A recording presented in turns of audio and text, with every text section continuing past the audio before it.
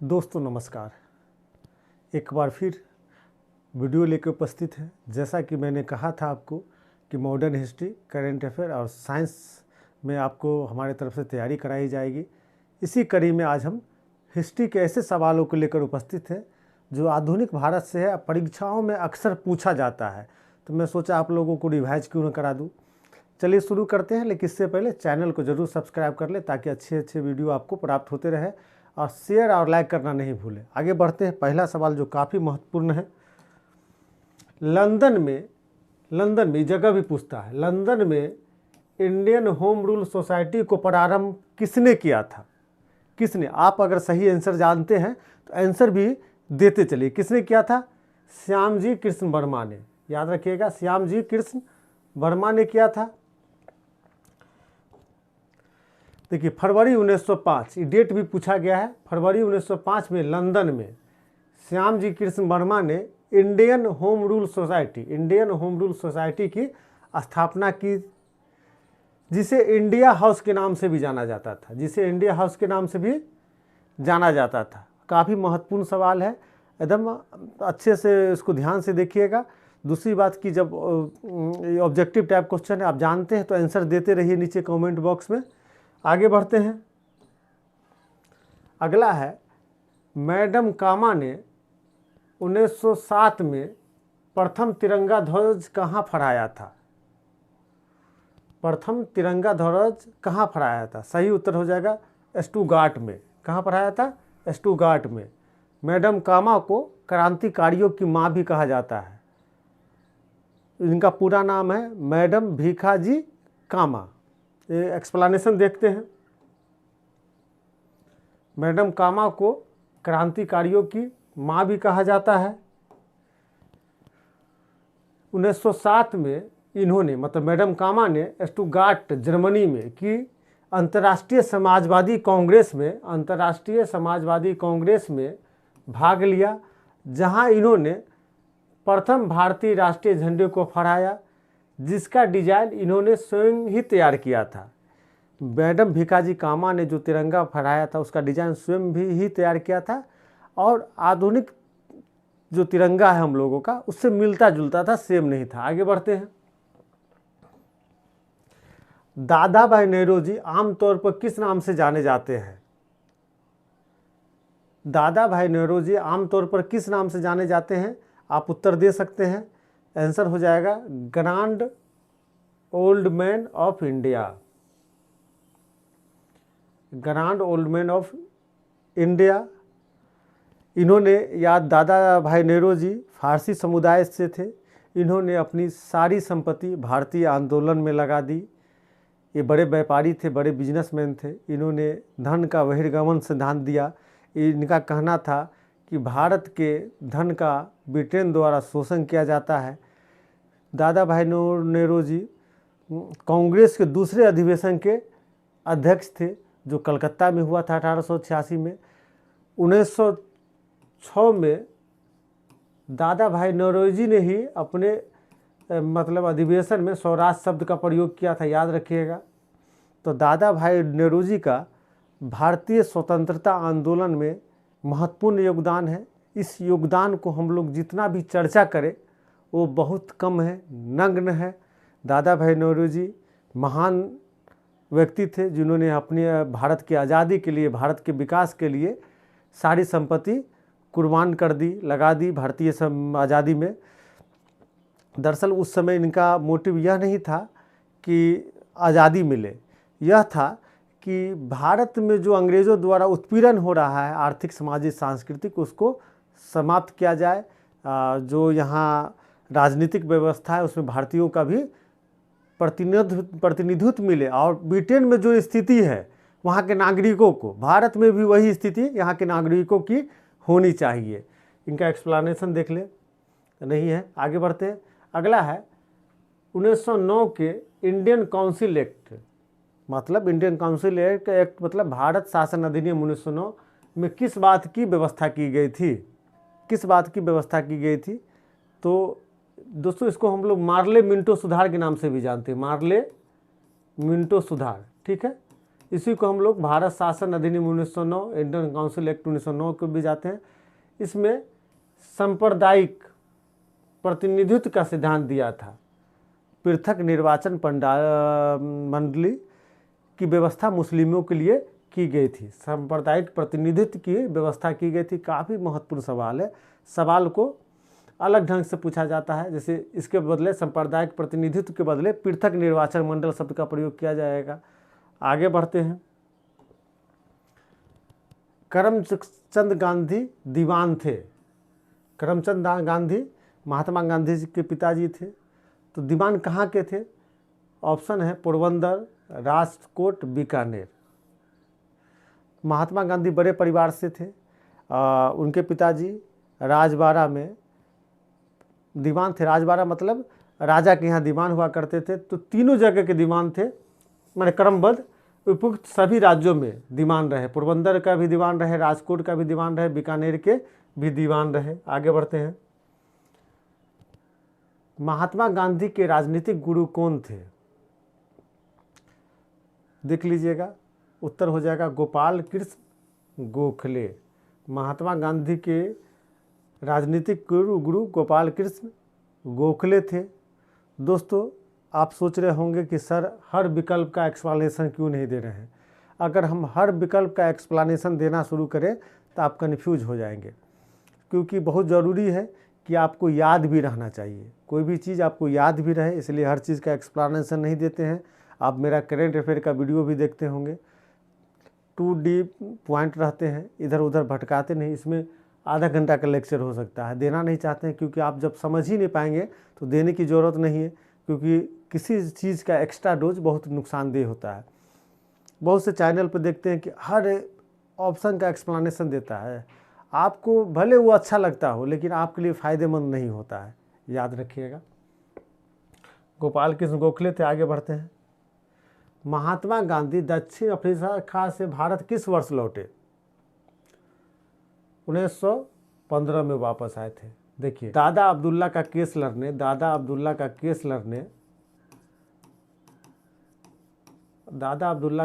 लड़ने महात्मा गांधी दक्षिण अफ्रीका गए। 1915 में लौटे, मतलब कुल 21 वर्ष वहाँ रहे। गांधी जी कुल 21 वर्ष वहाँ रहे। तो महात्मा गांधी दक्षिण अफ्रीका से भारत किस वर्ष वापस आए थे? 1915 में। महात्मा गांधी दक्षिण अफ्रीका से जनवरी 1915 में भारत लौटे। जनता ने बड़ी गर्मजोशी से उनका स्वागत किया। जब गांधी जी दक्षिण अफ्रीका में थे तो उनकी ख्याति पूरे भारत में फैल चुकी थी। जब दक्षिण अफ्रीका से वापस लौटे तो उनको बहुत भव्य रूप से भारत में स्वागत किया गया। नेक्स्ट, चंपारण में तीनकठिया प्रथा का तात्पर्य था। तीनकठिया प्रथा का तात्पर्य था, उत्तर हो जाएगा 3/20 भाग भूभाग पर नील की खेती करना। 3/20 भाग पर भूभाग पर नील की खेती करना, इसको समझिए। चंपारण में यूरोपीय नील है, उसको कहते हैं। यूरोप के जो लोग नील का व्यापार करते थे, यूरोपीय नील है। जमीन एग्रीमेंट पे ले लिए थे। एग्रीमेंट क्या था? तो 1 बीघा के 3 कट्ठा में, 1 बीघा मतलब 20 कट्ठा, 1 बीघा के 3 कट्ठा में नील की खेती करनी होती थी। तो 3/20 हो गया। दोस्तों, इससे हुआ क्या था? बाद में चंपारण सत्याग्रह देखे होंगे। इससे हुआ क्या था कि लोगों की ज़मीन बंजर हो जा रही थी, तो लोग नाराज चल रहे थे। उसी दौरान जर्मनी में नील की खेती की जगह पे कृत्रिम रंग का आविष्कार हो गया। तो नील की आवश्यकता नहीं रही। तो यूरोपीय नीले ज़बरदस्ती एग्रीमेंट ख़त्म करने के लिए किसान से ज़बरदस्ती पैसा ले रहे थे। तब राजकुमार शुक्ल लखनऊ में जाके गांधी जी से मिलते हैं, बताते हैं कि जो यूरोपीय लोग हैं एग्रीमेंट ख़त्म करना चाहते हैं वो, और ज़बरदस्ती हम लोग से पैसा लेते हैं। गांधी जी चंपारण आते हैं, गांधी जी इसका विरोध करते हैं। चंपारण जांच समिति बनती है, उसमें गांधी जी भी सदस्य होते हैं। बाद में क्या नाम है, जो अंग्रेज़ सरकार है मतलब तीनकठिया प्रथा को समाप्त कर देती है। तो चंपारण में 3 कठिया प्रथा का तात्पर्य था 3/20 भूभाग पर नील की खेती करना। आगे बढ़ते हैं। कम्युनिस्ट इंटरनेशनल का सदस्य बनने वाला पहला भारतीय कौन था? कम्युनिस्ट इंटरनेशनल का सदस्य बनने वाला पहला भारतीय कौन था? उत्तर हो जाएगा एमएन राय। एमएन राय, मानवेंद्र नाथ राय, एमएन राय। भारतीय कम्युनिस्ट इंटरनेशनल का सदस्य बनने वाला पहला भारतीय एमएन राय था। नेक्स्ट, भारत में 1918 में प्रथम मजदूर संघ की स्थापना की थी। उत्तर हो जाएगा बीपी वाडिया ने। बीपी वाडिया ने स्थापना की थी। भारत में 1918 में प्रथम मजदूर संघ की स्थापना बीपी वाडिया ने की थी। भारत में देखिए स्वतंत्रता आंदोलन के साथ साथ 2 चीज़ और चलता है, एक कम्युनिस्ट आंदोलन, एक मजदूर आंदोलन। तो इसका एक्सप्लेनेशन हम लोग देख लें। देखिए बीपी वाडिया के नेतृत्व में 1918 में स्थापित मद्रास मजदूर संघ भारत का प्रथम आधुनिक मजदूर संघ था। याद रखिएगा, बीपी वाडिया मद्रास मजदूर संघ भारत का पहला आधुनिक मजदूर संघ था। बीपी वाडिया ने स्थापित किया था। नेक्स्ट, रौलेट एक्ट लाने का क्या प्रयोजन था? रौलेट एक्ट लाने का क्या प्रयोजन था? तो उत्तर हो जाएगा राष्ट्रीय एवं क्रांतिकारी गतिविधियों पर रोक लगाना। रौलेट एक्ट लाने का प्रयोजन था राष्ट्रीय एवं क्रांतिकारी गतिविधियों पर रोक लगाना। नेक्स्ट, लॉर्ड चेम्सफोर्ड ने 1916 से 1921 के मध्य भारत के वायसराय रहे। लॉर्ड चेम्सफोर्ड 1916 से 1921 के मध्य भारत के वायसराय रहे। इन्हीं के कार्यकाल में 1919 में रौलेट एक्ट पारित हुआ था। यह भी पूछता है कि रौलेट एक्ट किसके समय में पारित हुआ था? तो चेम्सफोर्ड के समय में। चेम्सफोर्ड ने सिडनी रौलेट की अध्यक्षता में एक कमेटी बनाई और उस कमेटी की सलाह पर जो एक्ट पारित किया गया उसको हम लोग रौलेट एक्ट के नाम से जानते हैं। नेक्स्ट, भारतीय राष्ट्रीय कांग्रेस ने पहला असहयोग आंदोलन किस वर्ष शुरू किया था? उत्तर हो जाएगा 1920 में। कब शुरू किया था? 1920 में। यह डेट काफ़ी महत्वपूर्ण है, बहुत बार पूछा गया है। 1920 में शुरू किया था। नेक्स्ट, साइमन कमीशन भारत किस वर्ष आया? साइमन कमीशन भारत किस वर्ष आया? तो देखिए 1928 में आया। साइमन कमीशन भारत 1928 में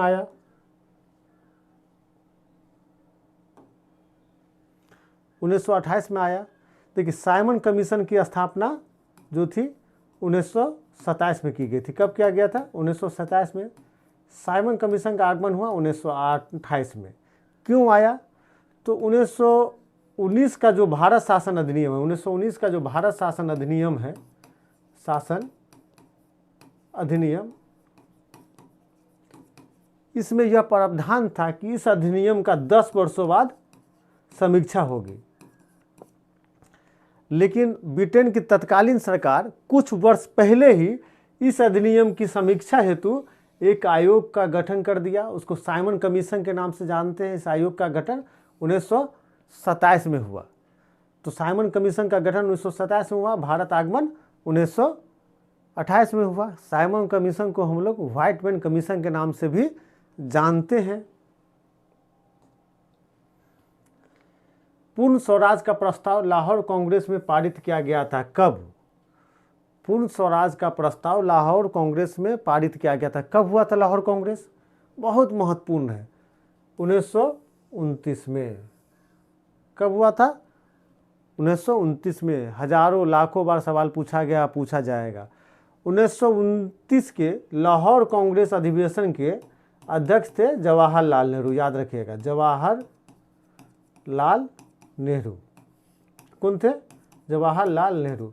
पूर्ण स्वराज का प्रस्ताव लाहौर कांग्रेस अधिवेशन में 1929 में पास हुआ था, जिसके अध्यक्ष जवाहरलाल नेहरू थे। नेक्स्ट, या देख लीजिए एक्सप्लेनेशन।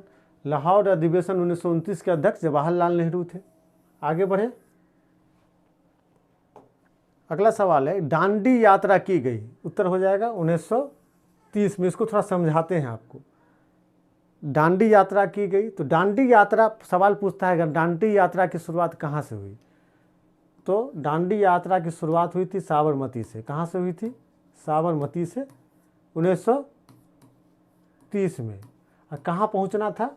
दांडी, जहाँ नमक कानून तोड़कर गांधी जी ने सविनय अवज्ञा आंदोलन की शुरुआत की थी। इसमें गांधी जी के साथ 78 अनुयायी थे। गांधी जी के साथ 78 अनुयायी थे। तो गांधी जी साबरमती से दांडी यात्रा की शुरुआत करते हैं। एक्सप्लेनेशन देख लें। महात्मा गांधी ने 12 मार्च 1930 को अपना प्रसिद्ध दांडी मार्च शुरू किया। उन्होंने साबरमती आश्रम से, देख लीजिए, 78 अनुयायियों के साथ सत्याग्रह के लिए कूच किया।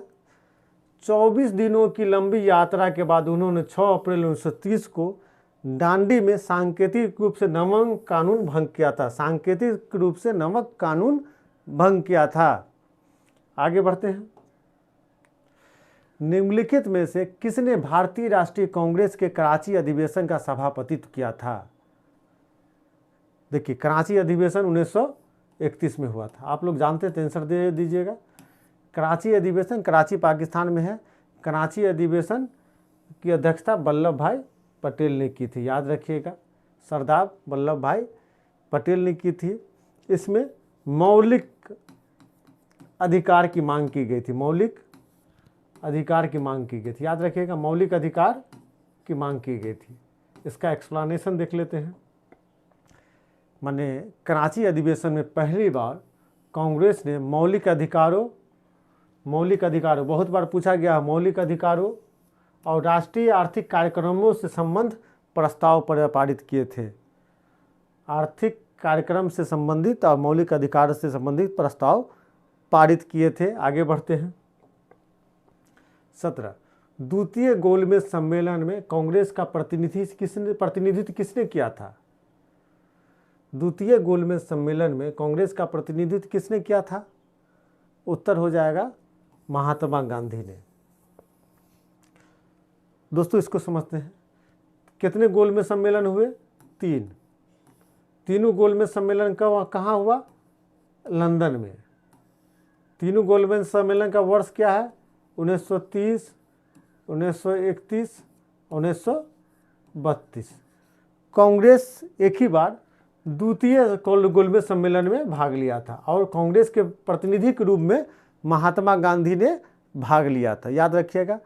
कांग्रेस एक ही बार भाग लिया है गोलमेज सम्मेलन में, तीनों गोलमेज सम्मेलन में, वो है द्वितीय गोलमेज सम्मेलन, ठीक है।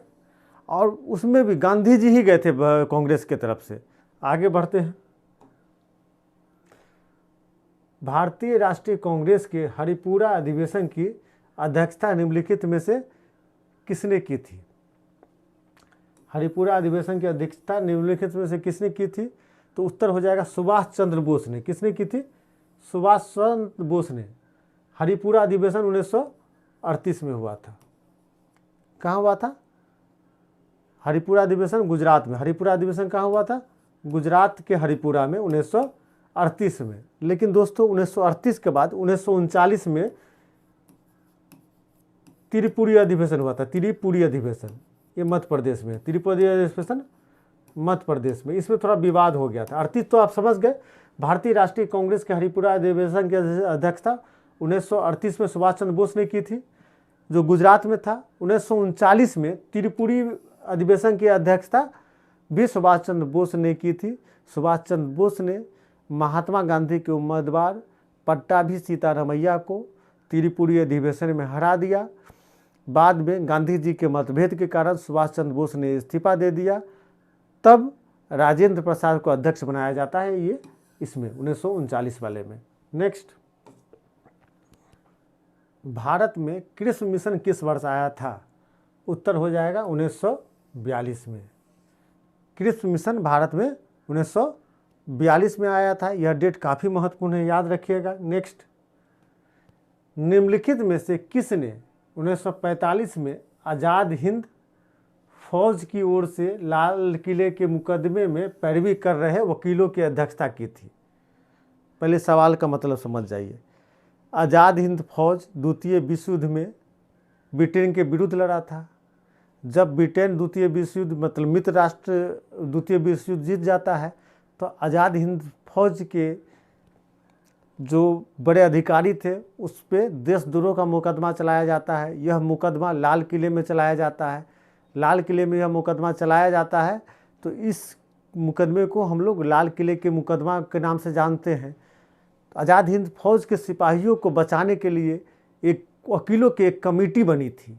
वही पूछ रहा, उस वकीलों के कमेटी के अध्यक्ष कौन थे? तो उत्तर हो जाएगा भूला भाई देसाई। भूला भाई देसाई वकीलों की जो टीम बनी थी उसके अध्यक्ष थे। एक्सप्लेनेशन देख लेते हैं।